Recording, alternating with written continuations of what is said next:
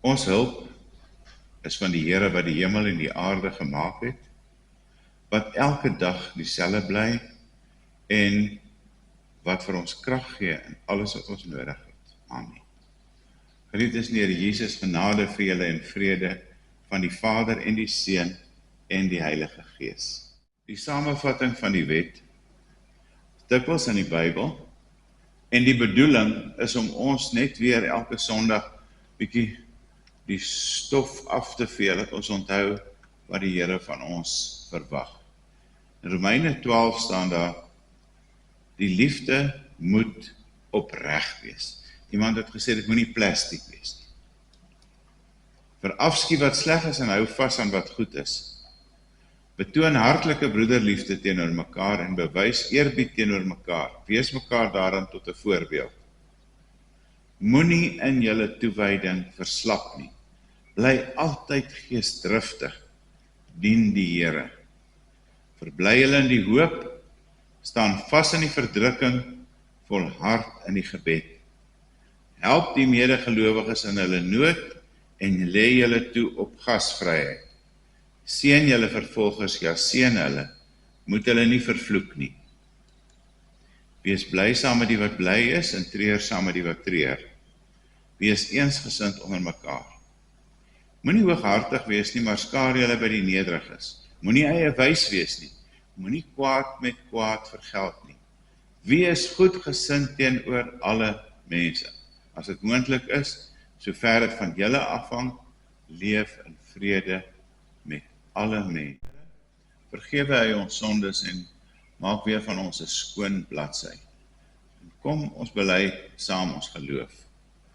Ek glo in God die Vader, die Almagtige, die Skepper van die hemel en die aarde, en in Jesus Christus, sy eniggebore Seun, ons Here, wat ontvang is van die Heilige Gees, gebore is uit die Maagd Maria, wat gelei het onder Pontius Pilatus, gekruisig is, gesterf het en begrawe is en ter helle neergedaal het, wat op die derde dag weer opgestaan het uit die dode, opgevaar het na die hemel en sit aan die regterhand van God, die Almagtige Vader, vanwaar hy sal kom om te oordeel, die wat nog lewe en die wat reeds gesterf het.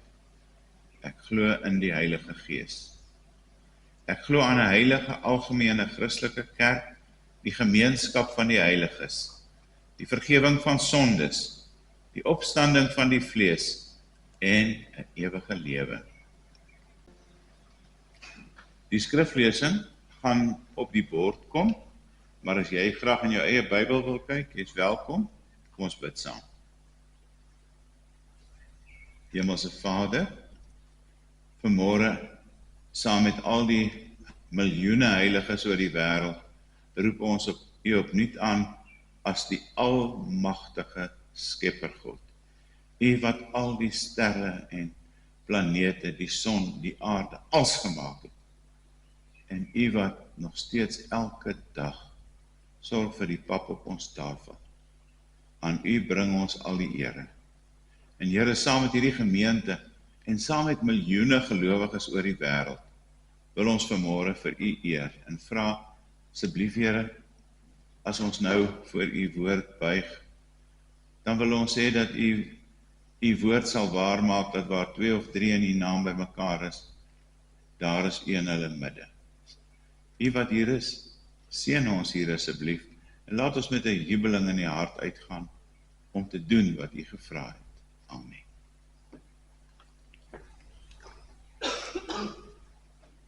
Ek wil die volgende paar kere wat ek met julle te doen het, temas behandel uit Filippense 1.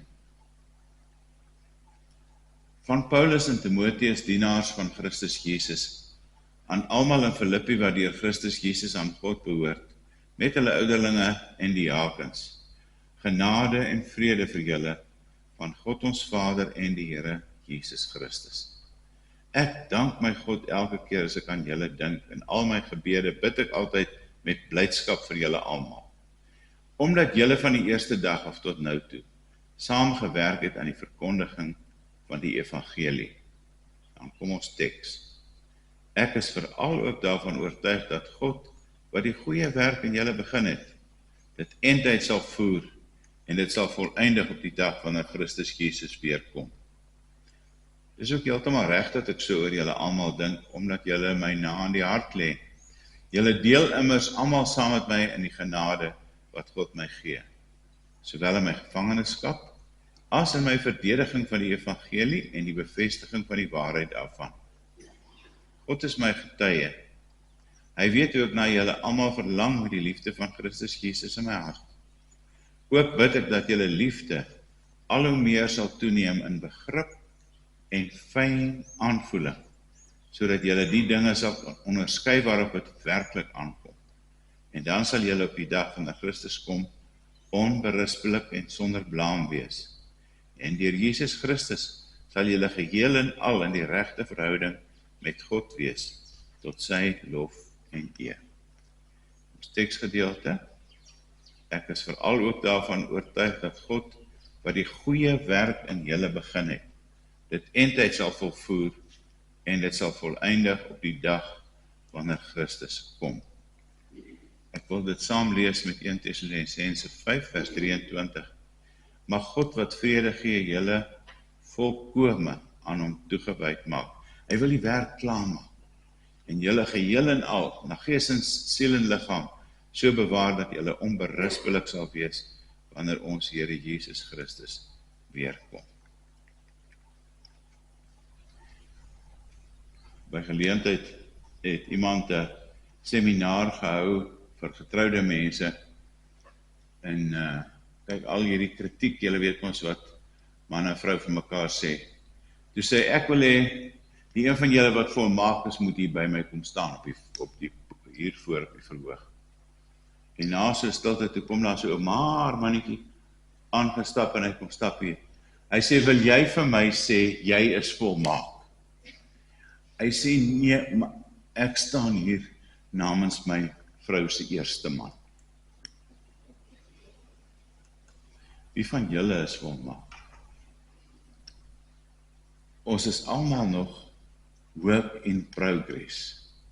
Hierdie preek is by magte om jou kop te verander. Wat is elke dag die sin van my lewe, as ek nou hier uit die kerk uitgaan, veral baie boere hier na hulle plase toe, wat van my mislukkings, terugslag, teestaan? Hoe moet ek dink oor verlies? En dit is ons tema. God doen nie halwe werk nie. Ons lewens is elke dag onder konstruksie. Ek dink julle sal hierdie soort prentjies erken. By die huise lê daar allerhande halfvoltooide projekte. By die vrouens is dit naaldwerk, party ouens kunswerke, ander puzzles. By die mans, partykeer in die motorhuis is daar halfgemaakte houtwerke en halfgeswyste goed in die garage. Halfvoltooide produkte. En dit is nie net by ons gewone oukies wie se name nie in die boeke is nie. Daar is 'n paar van die groot komponiste, onder andere Bach en Beethoven, wat hulle stukke speel, the unfinished symphony. Hulle het nie hulle halwe werk klaar gemaak. Daai is 'n foto wat ons in ons huidige lewe sien, behalwe ons het die potholes, maar hulle maak dit nie reg nie. Dis die verskil met hierdie prentjie. Onder konstruksie.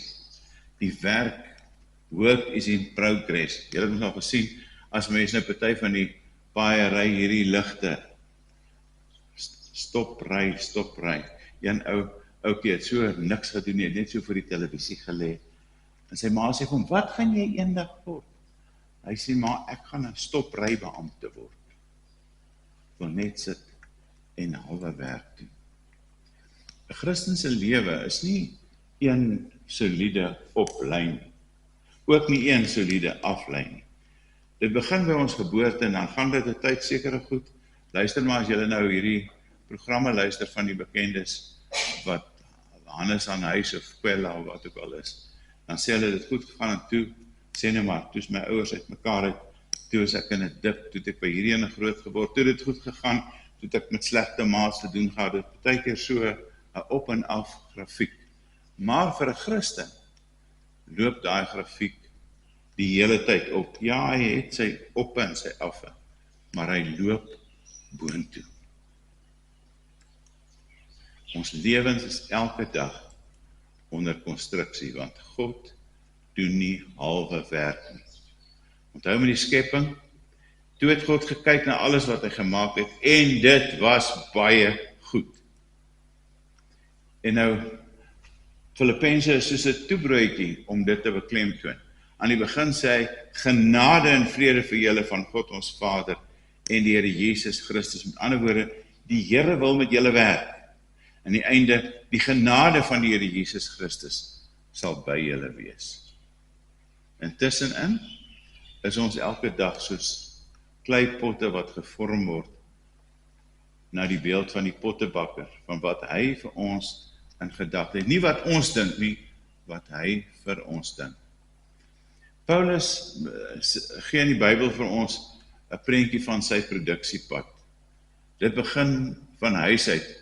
Hy was in een van die spoghuise, elite. Ek is op die 8ste dag besny van geboorte Israeliet. Hierdie goed het al punte getel op jou CV. Ek was uit die stam van Benjamin, 'n egte Hebreër. In wetsopvatting was ek 'n Fariseer. In my ywer 'n vervolger van die kerk. In onderhouding van die wet van Moses om vryspraak te verkry, met ander woorde, werkgodsdienst, was ek onberispelik. Toe die slegte draai. Hy word 'n gruwelvyand van die Christene. Daar staan in Handelinge 9, intussen het Saulus soos 'n besetene voortgegaan om die volgelinge van die Here met die dood te dreig.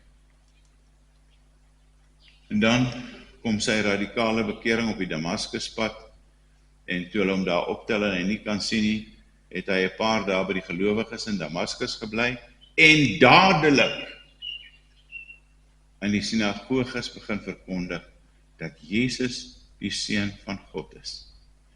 En dit was ook die begin van sy swaar krypad. Hy sê, daar was vir my harde werk en swaar kry. Dikwels nagte sonder slaap, dikwels honger en dors, dikwels was ek sonder kos, sonder skuiling of bedekking teen die koue. Op 'n ander plek in Korintiërs vertel hy was in skeepsongelukke, hy was in die tronk geslaan, 39 houe, want die Romeine wou nie iemand 40 houe slaan nie, so dat 40 min 1, 39 houe gemaak. Hy het verskriklik swaar gekry vir die Here. En dan, aan die einde van sy lewe, die laaste hoofstuk wat ons het, van hom, 2 Timoteus 4, ek het die goeie wedloop afgelê. Ek het die wenstreep bereik, ek het gelowig en tyd volgehou. En nou wag die oorwinnaarskroon vir my, die lewe by God. Die Here het met my 'n konstruksiepad geloop, en nou is dit klaar. Soos wat dit met die Here Jesus was, toe hy op die kruis gehang het, was sy tweede laaste uitdrukking, tetelestai, dit is volbring. My lewenskring op die aarde is afgehandel, volmaak, verby. En waarby bring dit vir my en vir jou? Ons het elke dag maar woelinge en goed wat ons moet deurgaan. Partykeer is dit siektes, soos kanker. As ons nie kanker het nie, dan weet ons van iemand in ons familie wat kanker het. Ons hoor amper elke dag oor die nuus van hoeveel motorongelukke daar is, hoeveel mense dood is. En daai selfde lyn kan ons amper sit, hierdie gangsters in die Kaap wat mekaar doodskiet, en in KwaZulu-Natal en in die Oos-Kaap. Hulle gaan by 'n kroeg in laatnag, nou wat die jong mense laatnag in die kroeg soek, sal hulle alleen weet, en dan word hulle daar nie net een geskiet nie, daar is nou gister weer 9 mense doodgeskiet. Daar's familiehartseer wat gesinne uit mekaar uitruk. Daar is begrafnisse. Depressie. Dit is wat baie van ons gewone Christenmense, of jy nou 'n mediese dokter, 'n professor of 'n boer of 'n straatwerker of wat jy ook al is, 'n huisvrou is. Jy kan op 'n dag kom wanneer jy begin voel die lewe word vir jou te veel. Brande. As nou in die afgelope week was een van die grootste brande in die Kaap, toe een van daai groot shack-gebiede afgebrand het. Die mense het niks. Ons weet van hierdie vloede wat nou in Limpopo en Mpumalanga is. Ek sien gister 'n man wat sê, weet jy, ons het so mooi reggemaak vir ons kind wat skool toe gaan. Skoolklere en boeke gekoop, dis als weg. En ek het nie 'n werk nie en ek het nie geld nie. Partykeer dink ons nie aan die goed nie. En partykeer is daar skuld. En skuld is nie gewoonlik net ander mense se skuld nie. Dit is my skuld gewoonlik. Verskillende mense het verskillend al hieroor geskryf. Ons lewe tussen angs en sekerheid. Tussen eina en amen. Tussen my God, waarom het U my verlaat en in U hande gee ek my gees oor. Dit is die spanning wat tussen ons lewe op hierdie konstruksiepad wat ons saam met God loop.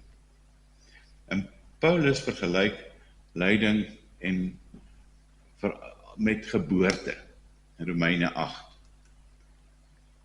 Die voorbeeld wat hy gebruik is, hy sê, twee jong mense kom by mekaar, hulle is opgewonde, jy weet maar so is dit met 'n troue, die champagne doppe klap en hulle dans en gaan te kere en dan het hulle 'n volmaakte plan, ons wil 'n gesinnetjie, ons wil 'n baba hê en dan is die mamma swanger en daar's 'n bepaalde wagtyd, als is opgewondenheid en toe kom die moeilikheid. Dan kom die kraampyn.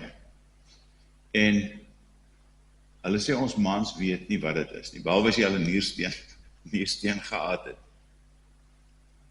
En na die pyn, dan sê jy moet nie vir 'n vrou in die kraam sal sê, wanneer gaan jou volgende enetjie wees nie, né? Dan is daar vreugde oor die geboorte en die kinders. Ons almal wat kinders het, weet wat die wonderlike vreugde is, wat dit is om kinders te hê. Ek het 'n klasmaat, wat op 'n tyd een van die biljoenêrs in Suid-Afrika was. Hy het sy eie jet, hy het sy eie 4x4, hy het 'n paar diamantmyne, maar hy en sy vrou het besluit om per besluit nie kinders te hê nie. En hoe het Trevor Noah gesê het, en dan kom jy op hierdie ouderdom wat ons is, dan jy nie kinders nie, nie kleinkinders nie, het nie agterkleinkinders nie. Ek het so 'n mooi ding gelees oor iemand wat op Norman Vincent Peale se begrafnis die boodskap gehou het. Toe sê hy hoe 'n mens ook maklik vir kinders die ewigheid kan verduidelik. Ons word groot binne in die mamma se embrio en die kind is lekker warm, ek hoef niks te doen nie, ek hoef nie die gras te sny nie, ek hoef nie enige ding te doen nie. En ek groei, ek hoef nie eers te eet nie, die placenta bring vir my als, en ek groei en dan op 'n dag. Dan kom die geboorte, dan ruk hulle die geboortekanaal oop, en wat doen 'n baba die eerste as hy uitkom? Hy skree verskriklik. Hierdie vreemde wêreld, ek wil nie hier wees nie, ek wil weer terug in my mamma wees, ek wil veilig wees. Maar mens kan nie daar vir altyd daar bly nie. Nou word hierdie kind groter en ek wil julle, ek is nie 'n ou wat wetenskappe doen nie, maar ek sê vir julle R10 elkeen weet, julle wil nie weer terug gaan daar waar julle gewees het nou. Ons het geleer om te groei, ons het geleer om aan 'n nuwe wêreld, 'n menswêreld te behoort. En nou wat gebeur in hierdie wêreld, hier waar ons is? Ons is nou in die baarmoeder van die Here se ewigheidsontwikkeling. Is dit te groot? Ons word hier groot soos 'n babatjie om eendag in die ewigheid gebore te word. Dalk as die ewigheid aanbreek, gaan ons ook eers soos 'n babatjie skree, want ons weet nie mooi wat gaan aan nie. Maar dan is ons in die hemel by God se wêreld. Iemand het een keer gesê, maybe you have to know the darkness before you can appreciate the light. In Johannes hoofstuk 15 gebruik Johannes 'n beeld wat ons ook kan verstaan. Daar soms pyn. God snoei ons om meer vrugbaar te wees. Dalk het julle gesien as julle druiwe snoei of ander bome, dan drup daar gom uit. Dis die trane van die boom wat sê, "Eina, julle het my seer gemaak." Hoekom? Sodat jy meer vrug kan dra. En partykeer is dit ook soos 'n beeldhouer. Jy moet partykeer harde slae ontvang. Ons is soos blokke marmer. En ons word deur die Here gebytel om 'n sekere prachtbeeld vir die Here te wees. Daar is 'n verhaal van 'n sendeling wat sy hele lewe vir die Here gegee het, en toe hy oud en swak is, toe kom hy terug na sy huis toe wat Engeland was, en hy beland op die skip saam met die koningsegpaar. En hy is so opgewonde, hy sien, daar's vla en daar's baie mense, en hy dog, hulle kom vir hom, dankie sê vir al die werk wat hy vir die Here op die eiland gedoen het. Toe sê hulle vir hom, luister, jy moet hier by die agterdeur uitgaan, dat hulle jou nie sien nie. Hierdie is vir die koning. En hulle skree vir die koning, long live the king. En hy sê, Here, daai koning het nie vir die koninkryk gewerk nie, en hoekom kry hy al die eer? En hier kom moet ek by die agterdeur uitgaan. Sê die Here vir hom, jy is nog nie by die huis nie. Jy is nog 'n onvoltooide werk, jy is nog onder konstruksie. God doen nie halwe werk nie. Ons lewens is elke dag onder konstruksie. Weet julle wat is die wonderlike ding van dit alles, en daarmee wil ek eindig. Hierdie konstruksie is nie in die hande van regeringsamptenare in Suid-Afrika op die oomblik nie. Dan sou dit nie gebeur het nie. Ons is in God se hande. Amen. Hemelse Vader, baie dankie vir u oneindige liefde. En dankie dat u elke dag met ons werk. Of dit ons as individue is, ons gesinne, ons ervaar dikwels op en af ook in ons gesinne se lewens. En baie keer ervaar ons ook op en af in 'n gemeente se lewe. Partykeer is daar goed wat ons nie wil hê nie, partykeer moet ons spook om 'n predikant te kry. Seën nie asseblief hierdie gemeente, seën nie elke lid, seën die kerk oor die hele wêreld. Dankie dat ons weet, ons is deel vandag van mense wat van lank voor ons opgestaan het, begin het in die ooste, om erediens te hou, en dwars deur die dag, elke sekonde, is daar mense wat die boodskap van die Here Jesus bring. Maak mense se harte oop, dat hulle kan glo, en dat hulle vir u kan lewe. Seën ons ook in hierdie week, wanneer ons uitgaan, laat ons lewe monumente van goedheid wees, van God se liefde vir ander mense, in Jesus se naam. Die genade van die Here Jesus Christus, die liefde van God en die teenwoordigheid van die Heilige Gees bly met elkeen van julle in hierdie week.